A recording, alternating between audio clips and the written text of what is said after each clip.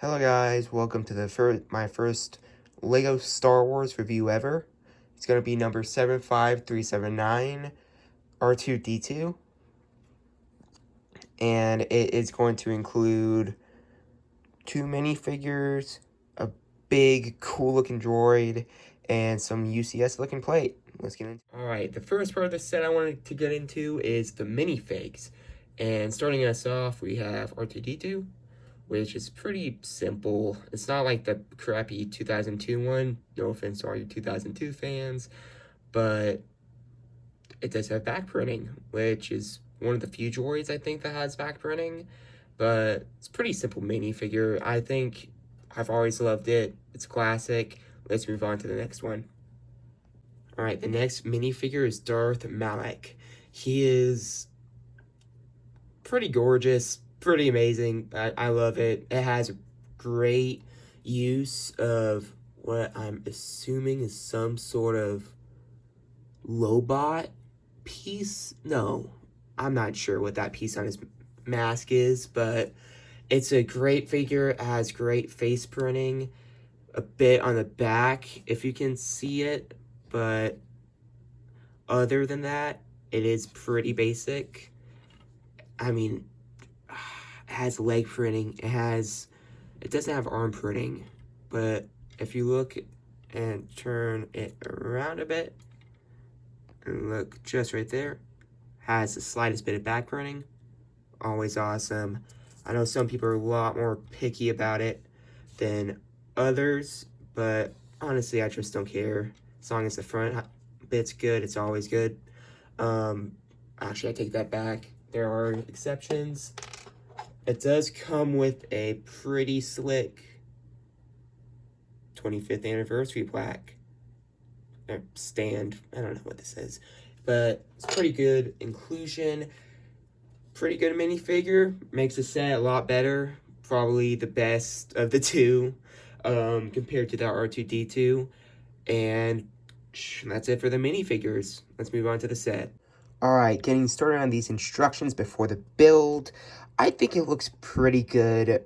The Darth Malak right here is a pretty cool inclusion in the instructions because they never usually include like exclusive stuff on the front of the instruction manual. I think it's pretty cool. Something that isn't cool is this rendered image. I don't know why they started doing this. They used to have such pretty, I don't know, like art on their instruction booklets, and it used to look so much better than whatever this is, but it's whatever. Moving on to the actual instructions, we got this little 25th anniversary thing for Lego.com. We got Rebuild the World. That's their new slogan with a little turtle. And from there, it's pretty basic instructions. Yeah, with this little, I don't know, progress bar on the bottom.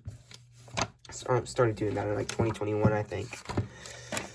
And on the back, we have this beautiful, like, live action to Lego reference. And I would say it looks pretty good. It does look pretty good. I have to give them that. It looks pretty accurate. Yeah, just in total, looks pretty good. That's the instruction booklet. Let's head on to the build. Here's the build, and it just looks so good. Like, in total, like, it has stickers, which isn't a horrible thing in my opinion. The color's a bit mismatched, but you can barely see it. The gradients, slopes, and all the techniques on it are pretty cool.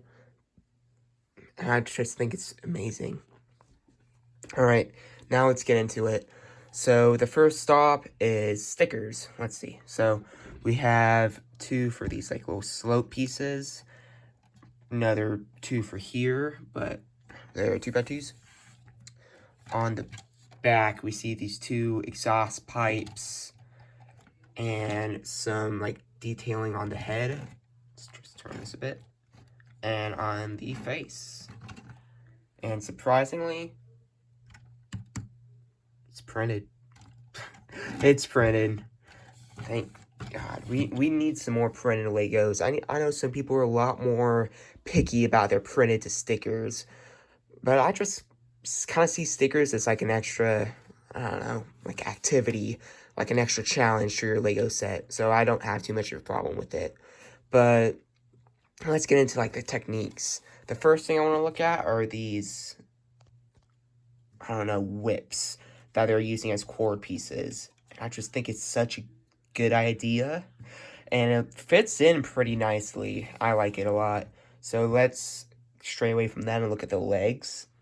The indents are, yeah, they're good. I like them. There's some exposed stud, but not much. I mean, we have to have a bit, but not too much.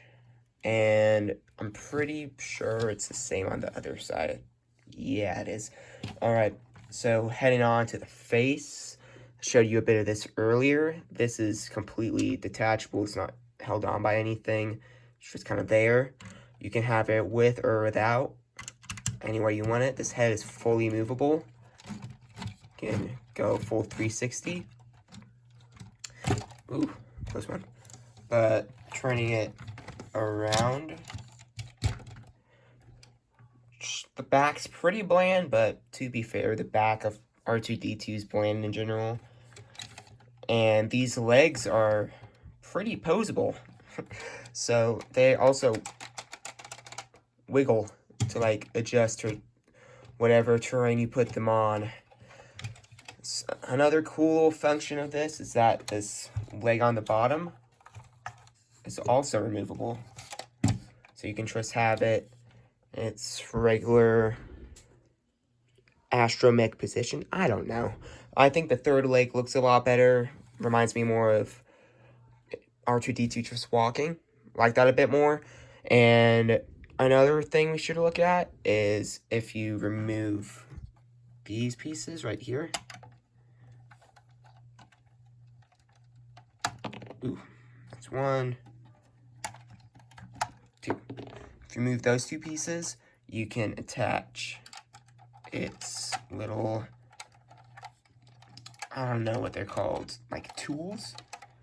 I'm sure there's some more official Star Wars Lucasfilm approved term for all this stuff, but this is all of R2-D2's attachments, and I like the way they did it. It looks like it's opening up out of R2-D2, and with that, they're both on. I don't know what this is called. We'll probably find out later. You can probably find it on the Bloody Wiki, but it's a little shocker.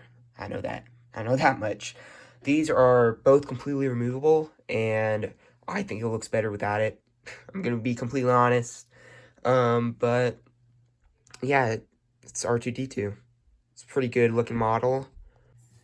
Alright, here is the UCS plaque, or if you can really call it a UCS, but it's the Droid plaque, or Droid series plaque. It looks pretty good. I do gotta say, you can fit your R2-D2 droid on it, turn it around, it's blank, but it's pretty slick, looks good with it, it's a good addition. Let's move on to the thoughts on this set. It's great. I like it a lot. It's a cheaper alternative to the UCS one. It comes with this gorgeous Darth Malak minifigure, and it comes with some extra attachments, the R2 minifigure, and its plaque. I think it's a pretty good deal for $100. I would wait for it to go down to like maybe like 75, 80 on Amazon or Marketplace, wherever you're shopping. But overall, I think it's a good 8.5 out of 10. These little things are very fragile or hard to take on and off. But actually, you know what? I'll be thoughtful. I give this a 9 out of 10 because other than this, it is a beautiful set. Comes with beautiful minifigures, a nice plaque, great function, and decent stickers. Still stickers, not printed, whatever. We can live with it. And just one last comment. The box art, it's okay. It's a bit bland. Just a bunch of tattooing art with the two suns, which is probably another nick to the counts, which is why I'm giving it a 9 out of 10. But all in all, this is a pretty great set, and it's a pretty good set for my first review. So, after all is said and done, see y'all later.